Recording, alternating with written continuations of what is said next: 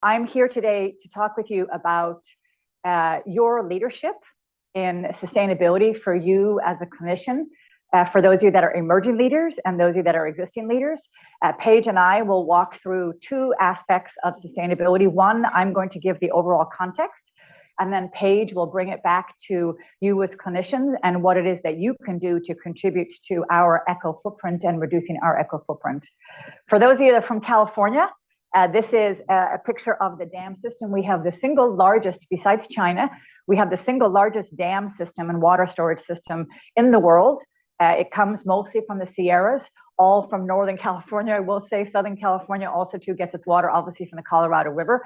One of the key concepts for the state of California when it comes to sustainability and climate change is, of course, is our ability to continue to actually grow and develop as a very robust state, given the fact that we are dependent on this water system. We are fortunate 2 years ago, for 2 years, Susan, in a row, we had an incredible rainy season, impactful for some of our storms, but filled our dams back up again. And as you know, we have cyclical drought systems. So for us as citizens of California, we are very focused on what it is that we can do for sustainability. Paige and myself will be doing the presentation this morning. Another person that also too works with Dr. Fox is Dr. Praveen Kalra, and Paige will talk about his scope and the work that he does as a co-medical director. And to start out with is let's just do a level set. There are three different types of emissions that we focus on when it comes to sustainability: Scope 1, 2, and 3. Scope 3 is all of that is that we impact upstream. So mostly when it comes to single-use plastics, when it comes to the manufacturing of those single-use plastics. Scope 1 is directly what's in front of you, right here and now. And then Scope 2 is what it is that we actually have the impact. It's mostly the electricity or the energy that we purchase. The US healthcare emits 8.5% of the US greenhouse gas emissions come from healthcare, and 25% of the global emissions. So we are very impactful and we have the ability to make a difference. Our three leaders are very supportive. They have been from the beginning. We did a jump start. We've been doing it for quite some years, but we did a real jump start in 2022. And Dean Miner, David Entwistle, and Paul King have established their commitment to it. And this is further established by what you see here is the establishment of where it is from the ISP 2030, the Integrated Strategic Plan, is the strategic plan that covers the entire medical enterprise. And there is a commitment to sustainability all the way from the top of the board. Also did a board affirmation statement, in fact, that they support sustainability. And let me take a couple of quotes from that. The commitment from the board is they're committed to promoting the health and well-being of the people and communities Stanford Medicine serves while safeguarding the environment for future generations, and also committed to a target. In the ISP, we committed to a target. If you drop down, you'll see here where it sees the metric for the environmental citizen composite score across the enterprise. We actually have committed to a set of goals. And then with an SHC, not necessarily applied to School of Medicine, we have it in our annual operating plan. So it goes all the way from the top, all the way to the annual operating plan. It took about 3 years for our ability to get it from the top all the way to the front line. So we have the commitment across the enterprise. We're fortunate, being associated with Stanford University and the Stanford brand, is we're able to work at 4 different levels. In the red, we work at the policy and regulatory. A huge component of our ability to impact, especially as AMCs, we have the ability to actually see if we can change some of the regulations. Some of the regulations that we actually live under started from 1972. And we're trying to see if we can change that when it comes to air changes, when it comes to how it is that we can use reprocessables or reusables. Industry leadership, same. We actually have a leadership role both at the National Academy of Medicine. They actually have a council. There are several councils that we have been invited onto because of our leadership. Stanford Enterprise, the Door School of Sustainability, the single largest donation ever to a school in the history of the United States is the Door School of Sustainability. We work in partnership with them. Also too, within the School of Medicine, the planetary health, and then within our hospitals. The expectation for me and my leadership is that we deliver within our hospitals. So the focus of our discussion today is going to be talking about how it is that we can impact at the local level. We have 5 different areas that we focus on: greenhouse gas emissions, energy management, waste prevention, water conservation, and chemicals of concern. The holy grail is chemicals of concern. It also too is the hardest to impact because it includes the manufacturers and it includes regulations about how it is that we use items. So if we come back to the left, what's our ability to have immediate impact? Greenhouse gas emissions, natural gas. When it comes to greenhouse gas emissions, it really comes down to natural gas and the ability to electrify the hospitals. I'll talk about that. Energy management comes hand in hand with the natural gas. Waste prevention, Paige will be addressing that with the single-use plastics. There are other items that we could talk about for waste prevention, but for this morning, it's going to be single-use. Water conservation, I'm not going to address that today because quite frankly, is after the two big rainy seasons, the ability for people to actually engage in water conservation has actually faded, although that's a preeminent issue for the state of California. And then chemicals of concern. Really ties to the single-use plastics. Very, very difficult to move the manufacturers, those in supply chain, because their motivations are not necessarily aligned to reduce the actual sales. What are our targets? If you start from the outer ring, net zero emissions for scope 1, 2, and 3 by 2050, a very ambitious goal. 1 and 2, I believe that we can achieve. It's scope 3, as identified, is the supply chain would be hard to address. If you come in the inner ring, 50% reductions for scopes 1 and 2 by 2030. I believe that we will be able to do that, which is incredibly ambitious and super proud of that. Reduce the EUI energy use intensity. It is a way, it's a composite in which you can talk about the energy usage for gas and electricity. So it's not just kilowatts and therm units. It's actually, you actually combine the two to reduce by 25% by 2030. We're on track to do that. It will take a little bit more push to get us there. And then what you see in the inner circle in the different colors are the different work groups and the different areas of foci that we have. Energy management, a big focus in a high acuity facility like ourselves and in hospitals is energy management. And there's 3 components to that. The utility infrastructure, I'll go into a little bit of a discussion about how Stanford University in 2011 did an incredibly forward-thinking decision as to how it is they actually power up the university. And we benefit from that in their central energy facility. And I'll talk about that because in the future capital plan that we're doing, the building of the cancer campus and the other campuses that we're doing, we will want to do it under the same type of engineering. Energy management plan, this is a comprehensive plan just within our existing buildings. And so, for example, one of the things that Paige is working on is the what we call OR setbacks. Is right now all of our ORs are across our entire enterprise stay active 24/7. 55% of the time they are not in use. Clearly, you need to have some of those that stay in use and active for your trauma cases and so forth. But 55% of the time they're not in use. And what you can do is you can set them back. That's an example. And then sustainability building standards. And what that is, the state of California has very strong codes already in regards to how to build buildings. But we are stretching it that much further for how to make them that much more sustainable. Like Kaixing actually was done under the California code at the time. And if you were to rebuild like Kaixing, you actually could even push the envelope even further. Most of it around energy management. That's where the primary focus is for that. This is the EUI. That's the composite of the natural gas and the electricity usage. And what you'll see here, we're on a path down. That is due to, and it's you guys, I know it's super boring. It actually is not really that very exciting stuff, but honestly, it is just amazing the impact. And also I'll go through it. I'm not an engineer by trade. In the last 3 years, the engineering team has educated me quite a bit, so I actually might not get it exactly right, but they're engineering. So HVAC, your HVAC, which is your air conditioning and your heat, an amazing amount of consumption in energy comes with that. And just by adjusting it and updating it into a way in which you have a modernized building management system, you can do things by zone. And by doing it by zone, you can reduce the energy usage. So it's not actually sexy. It's not at the front line, but it is something in which it actually reduces the energy usage by quite a bit. And then the other one is what we call building management systems. And so when we build new buildings, what's very important for us to do is that we actually zone the buildings, enabling us to actually have very precise management by different areas. Because right now, when we build buildings, our 300P, which is our existing building, 1959 building, different era, but the 300P building, as we're rebuilding it now, is what we're trying to do is zone it so you actually can change it and alter it and then actually optimize it. And when you hire the engineers nowadays, And the engineers that work on my team, I have master's prepared, baccalaureate prepared, but as you know, I have a large group of frontline technicians, and the frontline technicians would have been trained quite some time ago.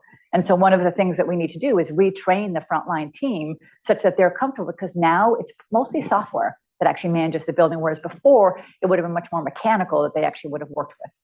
So it's an entire process to be able to get us here, but this is an ambitious goal that we're getting to. This is a very interesting chart. What we have here is in the blue is the usage of natural gas. But look at the number one, and number one on there is this discussion that I started in regards to what what the university did when they actually built the central energy facility. For those of you that might park over by Stock Farm, or if there's any golfers in the room, if you go over to the golfing facility, the practice facility over there, what you'll see is the big facility. In fact, I'm going to go back, if you don't mind, for a second. See this picture here, this orange on the top of the triangle?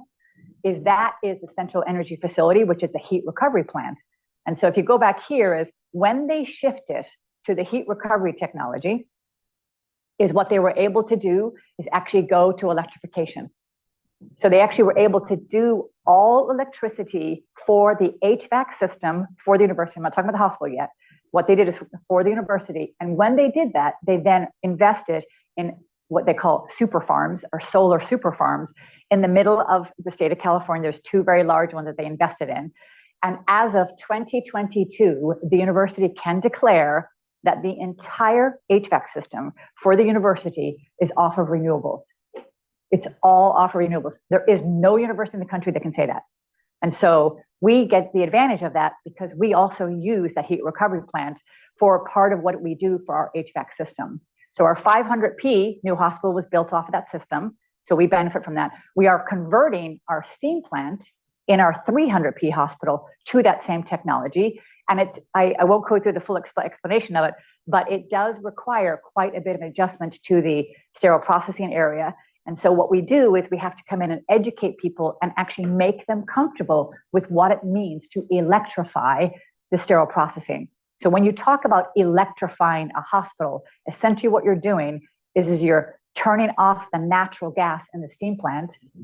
Sterile processing and the HVAC system are the two areas in which you have to convert. And so you have to go to different types of engineering, and you have to have the SPD team be okay with what it means to actually get localized steam from an electrified source. So it's an entire engineering, dramatically reduces your greenhouse gas emissions. The orange on here is nitrous oxide. And so what you'll see here is Dr. Kalra is working on going to canister nitrous oxide, because right now when you use nitrous oxide from the central plant, 90% of it leaks out before it actually gets to the patient. And nitrous oxide is about 200 times the weight of carbon dioxide. So when you see in 4, we are decommissioning our 300p steam plant within the next 5 years, and that will actually take us to our target of 2030 of reducing our greenhouse gas emissions. Again, way ahead of other AMCs. And the primary core of our ability to do that is the $438 million investment that the university made back in 2011 to actually go to the heat recovery system and then to actually invest in the solar farms. So we benefit from being part of the university. And part of what my job is to do with this overall perspective is to make sure that when we build our cancer campus, that we use the same type of engineering for our utilities. Because if we use existing engineering, then we will stay on this natural gas and you will never be able to get off of what is that in the blue. And the natural gas is the heavy duty greenhouse gas emissions that you're looking to reduce. Let me close out with, I'm actually going to move on here. You might think to yourself, well, who else is actually going electric? The UC Regents have declared that for all new hospitals, all new hospital construction in the state of California, UC Regents, that it must be electrified. UCI is developing a 200-bed cancer hospital down in Southern California. That is going to be the first all-electric hospital in the country, which is in the world, although I think something in Australia might actually come up. UCSF, as they build their new, they won't convert their existing, but when they build their new, they actually will build it all electric. And UC Davis is doing a significant reconstruction over the next 10 years, and all of their new activity will also be electric. This is the activity coming up. So you as leaders and emerging leaders, what I would ask of you is that when you're in a room and you're actually engaging in talking about what the design of the future buildings are, is although you are clinicians, in that moment and that interaction is you should be asking the question, how are we building these hospitals? Are we putting in utilities that are the future of what these hospitals are? Because although you are clinicians, you have an impact and you have the ability to influence that discussion. And they will be looking for your comfort with that. And these buildings that we're doing should be all electric. What you're looking at on this page over the next 10 to 15 years is about $12 billion of reinvestment and new investment in buildings for both the School of Medicine and SHC. The biggest being the cancer campus, and that cancer campus, which is in the middle, depending on what decision is made, that will be built the next 10 years, and that's probably going to be about $5 billion worth of activity. And with that, I will close out.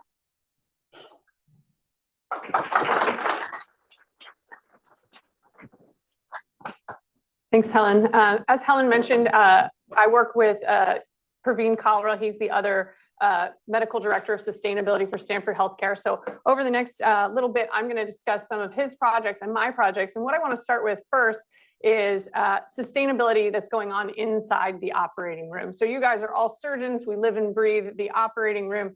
And so I want to start off with some projects that are near and dear to our hearts.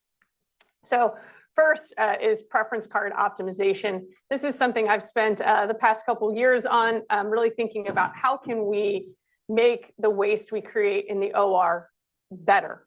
And what I mean by that is the OR is responsible for 30% of the waste of the hospital. So take that into consideration, right? We are responsible for 30% of the entire hospital waste. So anytime we can waste less as surgeons, that's great.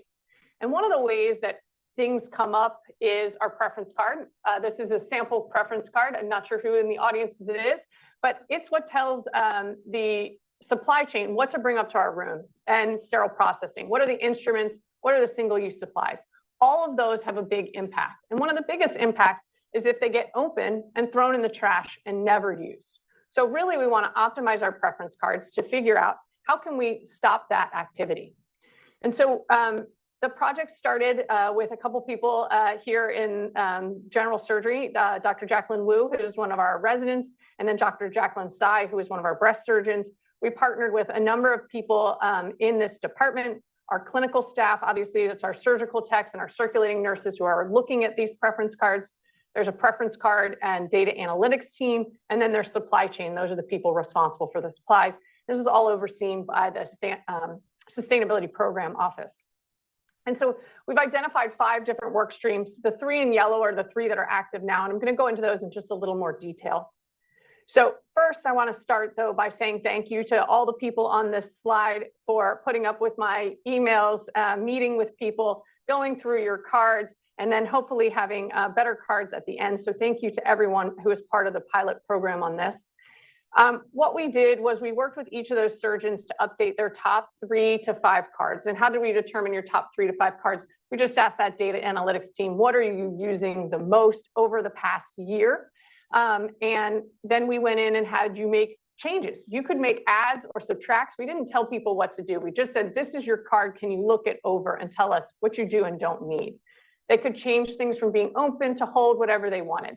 And overall, there were 40 cards that ended up being updated, and that resulted in over 200 changes. And I think that's just a little glimpse into the potential inaccuracies that we had and the potential accuracy that we can aim for. And on some of the cards, it resulted in over $600 worth of savings.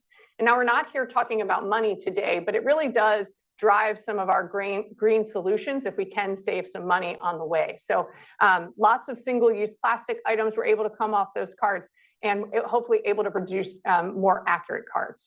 We're currently working with Tri-Valley and LPCH to make this an enterprise-wide and scale this. We really want to invite all of the surgeons to be part of this. So if this is something that interests you, you have more cards, you have cards that you know you want to update, this is really the next step. We've been collecting pilot surgeons' feedback, and overall, everybody's been optimistic about the ease of the process as well as the improved accuracy of their cards. The second work stream is really that open and hold items. So for anyone who's ever looked at their preference card, which I encourage you to do when you're in the operating room, in red here is what the classic look of a preference card is. It says the item, and then in one column it says open, and in another column it says how many to hold. Well, you can see if you're a scrub tech working fast, and Dr. Spain's looking over your shoulder saying, let's get this case started, let's get this case started, you may accidentally open, sorry. You may accidentally open something you didn't mean to open, or you may hold something you didn't mean to hold, and it may not be correct. And so what if we just made it easier on the scrub tech and we separated it, open supplies and hold supplies? And so we piloted this at 300p. It will be no surprise to you that everybody strongly agreed it made it easier to do, and also that it decreased accidental openings. So I think really great results at 300p. What we're doing now is just making sure all the other interventional platform locations are okay with this update. The next thing will be that this will go enterprise-wide. The other thing is charting wasted supplies. So it would be great if we could use technology to help tell us what we're not using on our preference card, right? So what if we didn't have to look at the preference card, but Epic could tell us, hey, you never use this. And it would just say, 90% of the time, Dr. Forrester, you don't use this item. Do you still want it on your preference card? But what we need for that is really accurate charting of wasted supplies. And so that's what we're working on with our circulating nurses now. This is being piloted on GS1 at 800p and at OSC. And so the pilot is underway. You can see there in yellow, and we should have updates on this. But hopefully once we get this in, we can automate some of this review. So it's not on us to say, do I use that? Do I not use that? But there can be an alert that just kind of makes suggestions for us. The next topic I want to talk about is reusable patient positioners. This project was run by Mark Rosner. He's one of the directors of clinical services in the interventional platform. And yellow foam, you guys have all seen it. You've used it. You've placed it under a patient's hand, wrist, elbow, you name it, thinking you're decreasing pressure. It's readily available. It requires no cleaning. It's very easy. You just pick it up and throw it in the trash. The problem is you throw it in the trash and then nothing happens to it. Yellow foam actually doesn't break down. And so you could open up that landfill 100 years from now, and that yellow foam would still be sitting there. So I don't recommend that.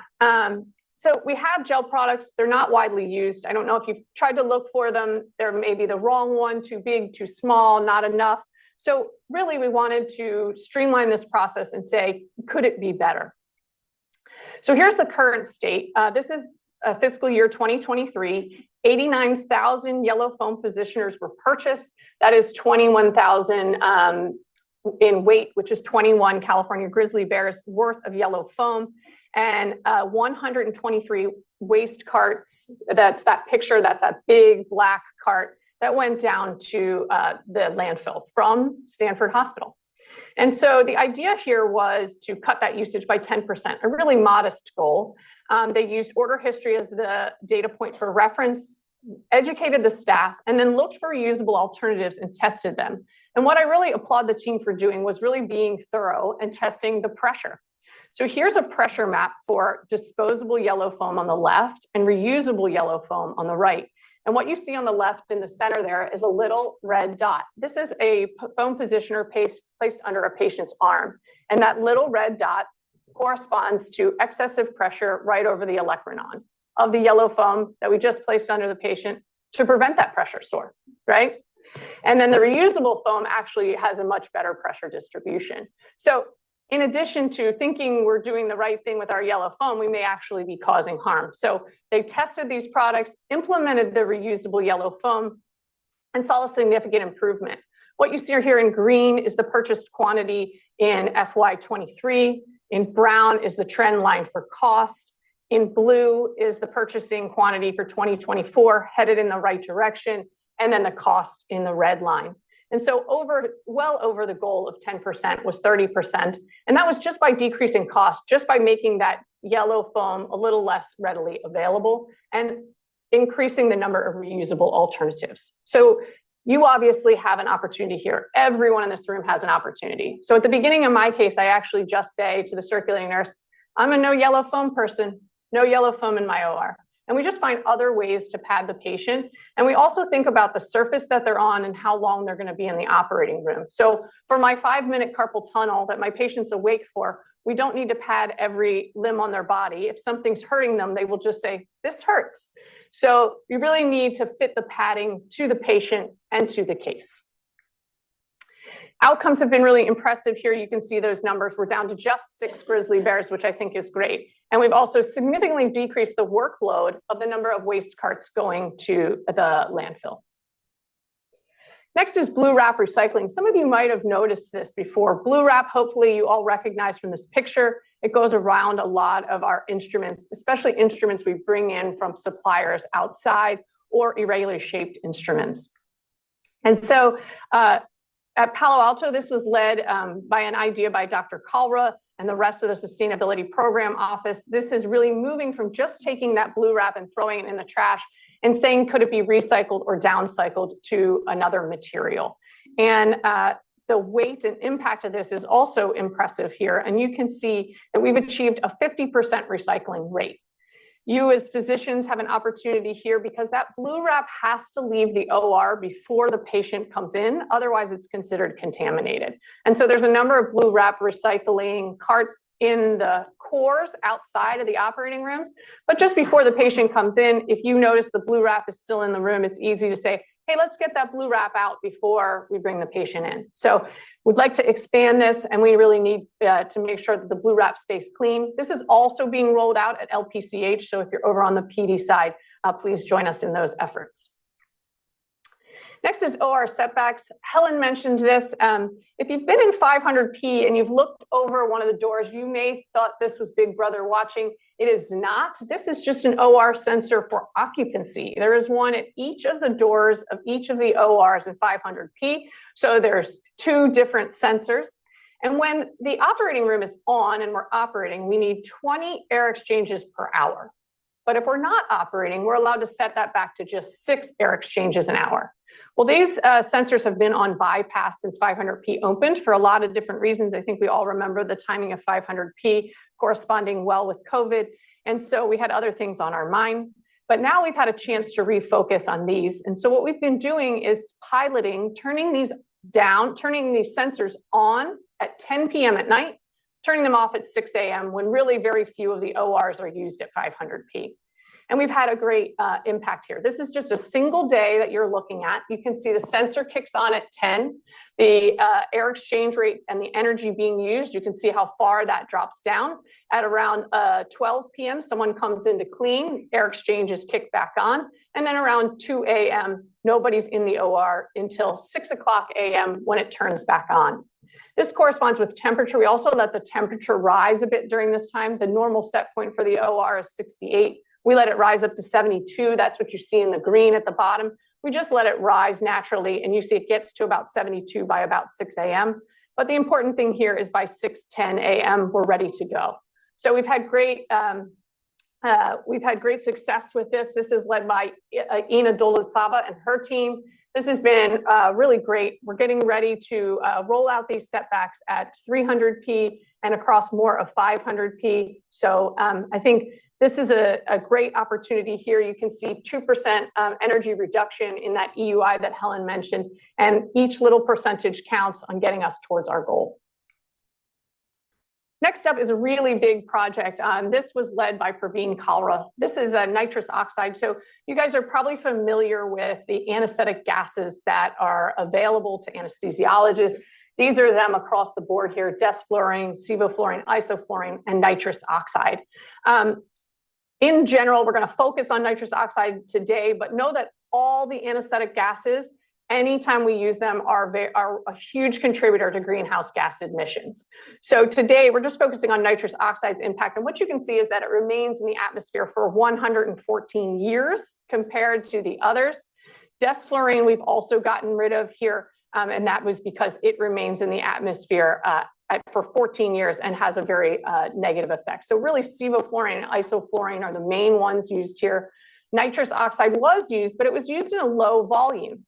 And because of that, there was an opportunity to rethink how we use nitrous oxide. So nitrous oxide is usually a tank farm, and then it's centrally piped throughout the hospital. So when you're in the ICU and you see the oxygen pipe that you could turn on in the OR, they had the same thing for nitrous oxide, just a big pipe. Well, as the gas gets from this giant tank up in the upper left all the way to the anesthesia machine, 90% of it just leaks out into the walls of the building, but it is not ever getting delivered to the patient. So let's see what that looks like. This is what that looks like. If you have it either in a central cryogenic liquid or a central compressed gas, you can see how many pounds of nitrous oxide you're using versus how are being purchased versus how much you're using there in green. So really just a significant amount of waste, and it didn't matter which system.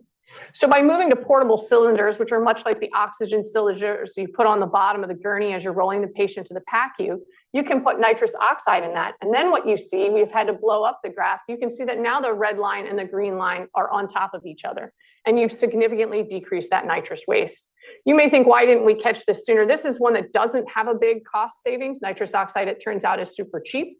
But this has an enormous greenhouse gas emission savings. So a really important project. And this alone, turning off the nitrous oxide, helps us meet that 2030 goal. So it is off in Redwood City. It has just been decommissioned at, it's been moved to cylinders at 875 or Lane, and it's just been decommissioned as of October 27th at 300p. Plans for 500p are on the way. So tons of work has gone into this very important project. So congrats to Dr. Kalra and his team. So that's a sustainability project going on in the operating room. Hopefully you can see a role for yourself in some of those things, no matter how big or small. But I also want to talk about a few things that happen outside of the operating room. While we live and breathe the operating room, our patients do occasionally leave and we have to take care of them in other places. So first project here is another waste prevention project. And this is launderable isolation gowns. You guys might have seen a trial of these happening at the early part of 2024 or in the summer. And what we usually see is this on the item on the left here, the disposable isolation gown. It's made of sort of a papery, plasticky material that's very thin, and it gets thrown away with each use. On the other side, you have a launderable isolation gown. We use that at some of the other hospitals that our trainees rotate at. And so Stanford Medicine Enterprise currently uses 1.5 million disposable isolation gowns per year. That's a ton, literally a ton. But it is so many that it was a great opportunity to really think about how could we decrease our waste impact by just rethinking this single item. And so there was a trial going on with these, and the trial was successful in the fact that we could launder and deliver the gowns. We had enough supply to allow people to use them in all the places they need: isolation rooms, ICUs, trauma base, emergency rooms. So in that, it was successful. But we got great feedback from the clinicians that the design of the gown was not what they wanted. They didn't feel like it was the right design. And that's great. That's the whole purpose of a pilot. Figure out what works, figure out what doesn't, and then try again before you expand. And so pilot phase 2, the second version of the gowns has been selected. They're gonna price those out. And then in quarter 2 of FY25, this is how you can get involved. You can look for the gown roadshows, try them on, and give your feedback. Please, you guys are the most important people in this process. We want you to feel safe, protected, and we want the gown to work for you. And that's the whole purpose. So please get involved as you see those new gowns coming out. And again, the financial savings here, we're not sure where that last number will be. It'll depend a little bit on how much the gown costs for the design we decide on. But look at the amount of water that Helen mentioned is super important. The waste, 90 tons to landfill that we'll be avoiding, and then the carbon footprint. So these numbers, these 3 at the bottom, are really the reason that we're here. The next thing is clinical reusable supplies. This is another waste prevention opportunity for us. And this is blood pressure cuffs, EKG leads, and pulse oximeters. And you think, I don't put those on, the anesthesiologist does. I have to say that rhyme to myself to get them on correctly. But we are part of this because, see, I heard some people laugh, you're still saying that rhyme. Because one problem with any reusable product is that if it's not put in the right place when it's done being reused, it ends up being waste. And then we've paid more for a reusable product that became a single-use product. So we are all part of this, and just our awareness that this is going on is important. So we've had these in the past, but again, we really need to establish a workflow so that we can protect these reusable supplies, reuse them to the maximum number of times that is their lifespan, clean them appropriately, and then reuse them again. And so this is just some of the potential impacts of this. This is the purchase costs for disposables. You see those on the left. And for reusables, you see those on the right. So already a significant decrease in cost. There is figured into this some loss. We lose about 25% per year. And so that's figured into these numbers. But you can see we can significantly decrease how many we're buying and how many are going to the landfill. And then when we think about disposal costs, because it's not just the purchase of the product, but then we have to throw it in the trash, and then we have to pay for someone to haul our trash away. So there's also an opportunity in disposable costs and reusable costs to save more money. And so this is really that business case. I've circled the potential numbers there at the bottom. We're still working through the final numbers here. But the cost is important, but really it's all those things above it where we think about the waste that we are decreasing into the landfill, as well as in production, because there's a tremendous amount of energy and water that goes into producing each of these supplies. So what about the future? I've really talked about the projects that are active now, but I want to talk about the future too, and think about how you guys can get involved as these newer projects are coming online. Single-use reprocessable devices. This is probably one of the most common questions I'm asked. Why aren't we reusing some of our trocars and ligatures and some of our laparoscopy supplies? And there are really two classes of reprocessables: non-invasive devices like the SVG sleeve and the tourniquet, which you see there. And then there are those invasive devices. So those two categories are held to different standards for obvious reasons. But there's two really big complementary benefits of reprocessing. First, reprocessing reduces that waste to landfill. But then the second thing is it reduces the carbon footprint that was from the original manufacturing of the supply. So reprocessing devices are really an important opportunity for us to decrease our carbon footprint as well as decrease our waste. And so here's where we are on that. An RFP has gone out, and we have received back the results of that. They are aiming for a master contract within supply chain by the end of 2024, so within the next 2 months, which will be really exciting. And then they will start analyzing each of the 25 product categories. So if you have a product on here as a surgeon that you use, please be the champion of that product. They will all have to go through an evaluation process. And again, we want your feedback. We want the pilots to be successful. So if the instrument isn't good, if it isn't reliable, we want to know that. Be part of that process. Lead or co-lead a project with a friend. So there's really a lot of opportunities for people to get involved in 2025 as we roll out these single-use disposable devices. The next is single-use disposable blue surgical towels. I know this is near and dear to some of our hearts, the blue towels that just seem to pile up on the back table. In 2023, almost 1 million towels were used here at Stanford. They often end up on the backfield and then they're not used, and you may see people take them home for cleaning or cleaning up after their pets or dusting or whatever. The towels are made of 100% cotton, and one of the biggest problems here is the amount of water that is used for these, regardless of the amount of weight and waste that goes into the landfill. But these are super energy and water intense to make. 65 tons of waste to the landfill per year, and that's just the start of their impact. So we have a lot of opportunities. One thing you can do right now, regardless of any project we're doing, is optimize the supply volume. So if you look at your back table and there's 50 blue towels on it, I'm always wondering what's happening, but 50 blue towels on it, ask the scrub tech why they got opened. You know, how many are in your pack? Try to figure out the appropriate number for the case that you're doing. I think a lot of times they just get opened in a security blanket almost way. Hopefully at the hospital level, we'll be looking at evaluating launderable towels. Again, we want to get that launderable isolation gown project off, and then we'll know about the launderable process, and then think about launderable sterile items, and that'll be another step up. And then ultimately, too, another opportunity here is to establish a collection program, either for upcycling or rag out, meaning these could be used as rags for cleaning so that they really get a second life span and they're not just single use. So again, an opportunity for us all now to just look at our own back tables and use these towels responsibly.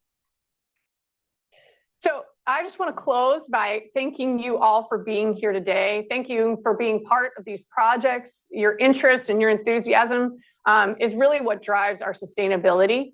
And just a few things that you can do as you go back to your OR or over the next week and you think about different things. Review your preference cards. Anybody who's interested, we are going to be rolling this out to more people, more cards. We really want you to be involved. Packs for optimization, that will you partnering with your co-surgeons that share your pack and saying what's inside of here, what do we need, what don't we need. Choose responsible patient padding. Really think about not just I pad this every time, so I'm padding this every time, but why am I padding this? What am I worried about? What's the best material to use?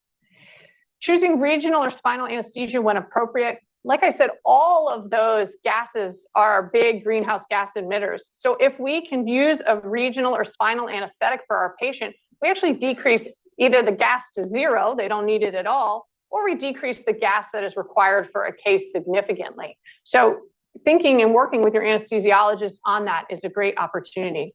And then anytime you're in the operating room, think about a reusable item over a single-use item when possible. That's really what kicked off part of our preference card utilization project was when Jacqueline Tsai and the breast team said, you know what, we put 2 clips in for every biopsy site on a breast, but we open a clip applier that's a single use with 50 clips in it.